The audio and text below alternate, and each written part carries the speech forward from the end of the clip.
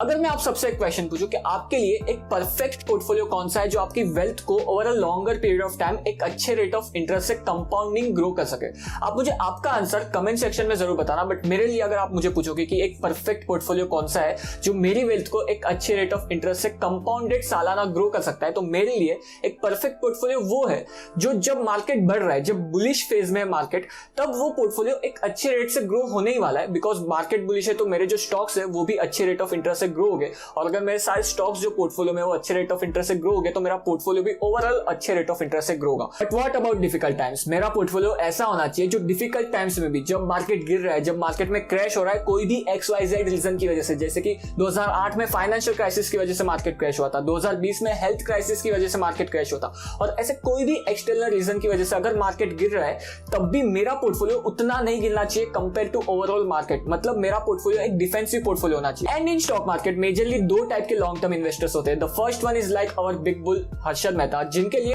Risk है तो risk है। इसका मतलब ये है कि जो ये टाइप के इन्वेस्टर्स होते हैं उनको रिस्क लेना बहुत ज्यादा पसंद है। उनके लिए होता है आर या पार। जब मार्केट बढ़ रहा है तब उनका पोर्टफोलियो बहुत ही अच्छे तेजी से बढ़ता है, उनका पोर्टफोलियो मार्केट से भी ज्यादा रिटर्न दे सकता है। बट जब मार्केट गिर रहा होता है, जब मार्केट में तबाही मची हुई होती है, तब उनकी वाट लगी पड़ी होती है। And the second type of investors are like our beloved Baburao Ganpatrao Apte, और वो ये चीज में बिलीव करते हैं कि मार्केट में बिल्कुल रिस्क नहीं लेने का। And I personally belongs to this second type of investors, जहां पे मुझे चलेगा कि अगर मार्केट बुलिश फेज में है तब जितना profit in Harshad Mehta type के इन्वेस्टर्स को हो रहा है उतना मुझे ना मिले, और एक डिसेंट रेट से मेरा पोर्टफोलियो अगर ग्रो हो रहा है तो मुझे चलेगा, I am okay with that. But जब मार्केट गिर रहा है, जब इकोनॉमिक क्राइसिस चल रहा है, जब मार्केट में सारे स्टॉक्स गिरे हुए हैं, सबको लॉस हो रहा है, तब मेरा लॉस लिमिटेड होना चाहिए। मेरी जो कंपनीज है वो इस इकोनॉमिक क्राइसिस को सर्वाइव करनी चाहिए। एंड दैट इज वाई इस टाइप के पोर्टफोलियो को हम कहते हैं ऑल वेदर पोर्टफोलियो, जो हर टाइप के मार्केट कंडीशंस में एक अच्छे रेट से ग्रो होते रहते हैं। Because what's the point guys, जब मार्केट बढ़ रहा है, जब मार्केट बुलिश फेज में है, तो सबके प्रॉफिट बढ़ने ही वाले, सबके पोर्टफोलियो ऊपर जाने ही वाले। But the important thing is जब मार्केट गिर रहा है, जब मार्केट बेरिश फेज में, तब भी आप कॉन्फिडेंट हो सको कि मेरा पोर्टफोलियो ज्यादा नहीं गिरेगा, एक डिफेंसिव पोर्टफोलियो है मेरा, और जब ये मार्केट कंडीशन सुधरेगी तो मेरा पोर्टफोलियो इस इकोनॉमिक क्राइसिस को सर्वाइव करके नेक्स्ट फेज में, जब मार्केट में सब सुधर जाएगा, तब मेरा पोर्टफोलियो एक अच्छे रेट ऑफ इंटरेस्ट से फिर से ग्रो होने लगेगा। एंड दैट इज वाई आज के इस एपिसोड में हम ये जानेंगे कि कैसे एक इन्वेस्टर अपने लिए ऑल वेदर इन्वेस्टिंग के लिए स्टॉक्स चूज कर सकता है बाय देयर ओन, एंड उन स्टॉक्स में इन्वेस्ट करके कैसे वो इन्वेस्टर अपने लिए ऑल वेदर पोर्टफोलियो बिल्ड कर सकता है। So everything in this episode, let's get started. Hey guys, my name is Prateek. I hope you are doing well and I hope आपको समझ में आ गया होगा कि ऑल वेदर इन्वेस्टिंग जरूरी क्यों है, और कैसे आप ऑल वेदर इन्वेस्टिंग के थ्रू अपने लिए एक ऐसी इन्वेस्टमेंट प्रोसेस बिल्ड कर सकते हो जो हर मार्केट कंडीशंस में सर्वाइव कर जाए। And that is why all weather investing के लिए आपको पोर्टफोलियो बिल्ड करना होगा, और पोर्टफोलियो को बिल्ड करने के लिए आपको स्टॉक्स चाहिए होंगे। सो आगे जानते हैं कि कैसे हम ऑल वेदर इन्वेस्टिंग के लिए स्टॉक्स चूज कर सकते हैं। बट उससे पहले आप पे रिस्पॉन्सिबिलिटी है कि आप इंडिया में फाइनेंशियल लिटरेसी बढ़ा सकते हो। कैसे? इस एपिसोड को लाइक करके। बिकॉज अगर आप इस एपिसोड को लाइक करते हो तो YouTube इस एपिसोड को ज्यादा से ज्यादा लोगों तक पहुंचाता है, और ज्यादा से ज्यादा लोगों तक पहुंचेगा वीडियो तो ज्यादा से ज्यादा फाइनेंशियल लिटरेसी बढ़ेगी। अगर आप इस वीडियो को सिर्फ लाइक करते हो जो टोटली फ्री है, तो लाइक किए बिना आगे बढ़ रहे हैं इस एपिसोड को please. So we were talking about how to choose companies for all weather investing portfolio, and यहाँ पे मेजरली दो टाइप की कंपनीज बहुत ही ज्यादा देखने मिलती है। द फर्स्ट टाइप इज वो ऐसी कंपनीज होती है जहां पे उनके बिजनेसेस में कभी मंदी आ ही नहीं सकती। उन बिजनेसेस की जो डिमांड है, उन बिजनेसेस के जो प्रोडक्ट एंड सर्विसेज की डिमांड है, वो हमेशा रहेगी। चाहे मार्केट में कुछ भी हो रहा है, चाहे मार्केट में फाइनेंशियल क्राइसिस चल रहा है, चाहे मार्केट में क्रैश पड़ा हुआ है, वो बिजनेसेस चलेंगे और उनकी डिमांड हमेशा रहेगी। जैसे कि फॉर एग्जांपल FMCG बिजनेस का हम एग्जांपल ले सकते हैं, जहां पे लोगों को साबुन, तेल, खाना पीना तो हमेशा चाहिए ही रहेगा। एंड दैट इज वाई कभी भी कुछ भी हो जाए, इन सारे प्रोडक्ट्स की डिमांड रहेगी। And that is why FMCG sector is considered as evergreen sector. And second type of companies जो देखने मिलती है ऑल वेदर इन्वेस्टिंग पोर्टफोलियो में, वो ये है कि वो कंपनीज कुछ ऐसे सेक्टर एंड कुछ ऐसे इंडस्ट्रीज से बिलोंग करती है जो सेक्टर एंड जो इंडस्ट्रीज के पास ग्रोथ अपॉर्चुनिटी बहुत ही ज्यादा है।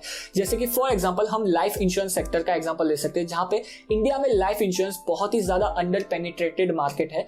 एंड अगर हम कंपेयर करें US UK से, तो यहाँ पे बहुत ही बड़ा हेडरूम है ग्रो करने के लिए लाइफ इंश्योरेंस सेक्टर में जो भी सारी कंपनीज है उसके लिए। And another example could be air conditioning sector, जहां पे एयर कंडीशनिंग का पेनिट्रेशन इंडिया में अप्रोक्सीमेटली सिर्फ और सिर्फ 5% के आसपास है, जो बहुत ही ज्यादा कम है अगर हम कंपेयर करें डेवलप्ड कंट्रीज से तो। एंड दैट इज वाई यहाँ पे भी बहुत बड़ी हेडरूम है ग्रो करने के लिए जो कंपनीज इस एयर कंडीशनिंग सेक्टर में काम करती है उनके लिए। बिकॉज अगर आप एवरग्रीन सेक्टर में जो कंपनीज काम करती है इसमें अगर आप इन्वेस्ट करते हो तो इन्वेस्टर्स को पता होता है कि इन सारे कंपनीज के प्रोडक्ट्स एंड सर्विसेज की डिमांड कम होने वाली ही नहीं है, एंड दैट इज व्हाई ये सारी कंपनीज फाइनेंशियल क्राइसिस में भी अच्छा करेगी, एंड दैट इज व्हाई ये सारी कंपनीज फाइनेंशियल क्राइसिस में जो स्टॉक मार्केट में क्रैश होता है उसमें ये सारी कंपनीज ज्यादा गिरती नहीं है। एंड अगर आप उन सारी कंपनीज में इन्वेस्ट करते हो जिनके पास बहुत ही बड़ा हेडरूम है ग्रो करने के लिए, तो ये सारी कंपनीज भी सूनर और लेटर आने वाले टाइम में जब मार्केट कंडीशन सुधरेगी तब ये सारी कंपनीज अपने स्टॉक प्राइस को अच्छे से रिकवर कर पाएगी, एंड दैट इज व्हाई ये दोनों टाइप की कंपनीज बहुत ही ज्यादा देखने मिलती है ऑल वेदर इन्वेस्टिंग पोर्टफोलियो में। द सेकंड कैरेक्टरिस्टिक जो ऑल वेदर पोर्टफोलियो की कंपनीज में होती है वो ये है कि ये सारी कंपनीज या तो जीरो डेट कंपनीज होती है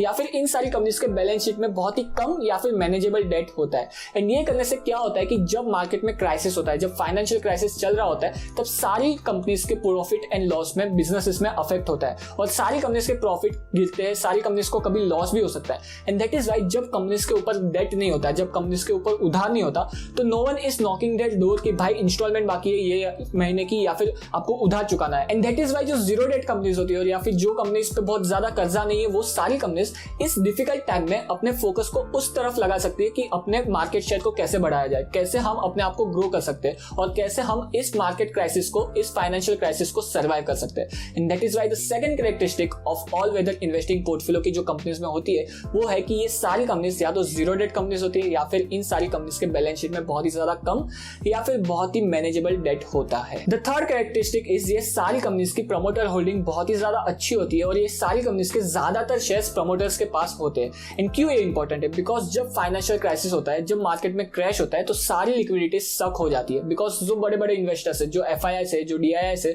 और जो बड़े बड़े इन्वेस्टर्स है जो मार्केट को चला रहे, ये सारे लोग मार्केट से पैसा निकाल रहे हैं। बट ये सारे लोग मार्केट से पैसा निकाल सकते हैं, ये सारे लोग अलग अलग कंपनीज से पैसा निकाल सकते हैं, बट जो कंपनीज की प्रमोटर होल्डिंग बहुत ज्यादा अच्छी है तो वो प्रमोटर्स कभी अपने कंपनीज में से शेयर्स नहीं बेचेंगे। एंड दैट इज व्हाई जो ये सारी कंपनीज होती है जिनकी प्रमोटर होल्डिंग बहुत ज्यादा अच्छी होती है, ये फाइनेंशियल क्राइसिस में, स्टॉक मार्केट क्रैश में बहुत ज्यादा नहीं गिरते। फॉर एग्जांपल जब मार्च 2020 में मार्केट क्रैश हुआ था तो मार्केट अप्रोक्सीमेटली 40% के आसपास क्रैश हुआ था, बट पीडीलाइट जहां पे प्रमोटर होल्डिंग अप्रोक्सीमेटली 70% के आसपास है तो पीडीलाइट अप्रोक्सीमेटली 25% ही क्रैश हुआ था। एंड दैट इज व्हाई बहुत ही ज्यादा इंपॉर्टेंट हो जाता है जब हम ऑल वेदर इन्वेस्टिंग के लिए पोर्टफोलियो बिल्ड करते हैं तब कि जो कंपनीज हम सिलेक्ट कर रहे हैं उन सारी कंपनीज की प्रमोटर होल्डिंग एक हायर नोट पे हो, एक हायर साइड पे। द फोर्थ कैरेक्टरिस्टिक इज अगर वो सारी कंपनीज एक अच्छा डिविडेंड पे आउट करती हो अपने इन्वेस्टर्स को तो वो ज्यादा अच्छा है। बिकॉज जब मार्केट क्रैश होता है तो आपका पोर्टफोलियो भी डीग्रो होगा, बट अगर उस कंडीशन में आपको अगर डिविडेंड दे रही है कंपनी तो वो ज्यादा अच्छा है बिकॉज आपके पास भी अच्छी खासी लिक्विडिटी अवेलेबल रहेगी। प्लस डेटा सजेस्टेड कि जो कंपनीज की डिविडेंड यील्ड बहुत ज्यादा अच्छी होती है और एक स्टेबल डिविडेंड पे आउट करती रहती है साल दर साल, जो कंपनीज, वो सारी कंपनीज फाइनेंशियल क्राइसिस में, स्टॉक मार्केट क्रैश में लिमिटेड गिरती है, बहुत ज्यादा गिरती नहीं है। By the way best dividend paying stocks कैसे चूज करते हैं उसका डिटेल वीडियो ऑलरेडी अपलोडेड है चैनल पे, जिसकी लिंक आपको ऊपर कार्ड में और नीचे डिस्क्रिप्शन में मिल जाएगी, आप उसे जरूर चेकआउट करना guys. The fifth and final characteristic जो ये सारी कंपनीज में होती है वो ये है कि ये सारी companies stable and profitable companies होती है जिनका प्रॉफिट एंड रेवेन्यू साल दर साल एक अच्छे रेट से ग्रो होते रहता है। प्लस इन सारी कंपनीज का मैनेजमेंट एक एथिकल, कैपेबल एंड एक ऑनेस्ट मैनेजमेंट रहता है जो एक अच्छी खासी ट्रांसपेरेंसी रखता है अपने और शेयर होल्डर्स के बीच में, कंपनी और शेयर होल्डर्स के बीच में। सो ये हो जाते हैं कुछ फीचर्स एंड कैरेक्टरिस्टिक जो बहुत ही ज्यादा इंपॉर्टेंट है उन सारी कंपनीज में होना जो कंपनीज आप इंक्लूड कर रहे हो अपने ऑल वेदर इन्वेस्टिंग पोर्टफोलियो में। On that note guys, thank you to be with me in this episode. अगर आपको ये एपिसोड पसंद आया तो लाइक किए बिना मत जाना इस एपिसोड को एंड सब्सक्राइब कर दो मेरे चैनल को, बिकॉज मैं आप सबके लिए ऐसे ही stock market, money market, finance और पैसों के बारे में वीडियोस लाता रहता हूँ। सो सब्सक्राइब किए बिना मत जाना। मैं आपसे मिलता हूँ ऐसे ही किसी नए एपिसोड में, तब तक के लिए गुड बाय।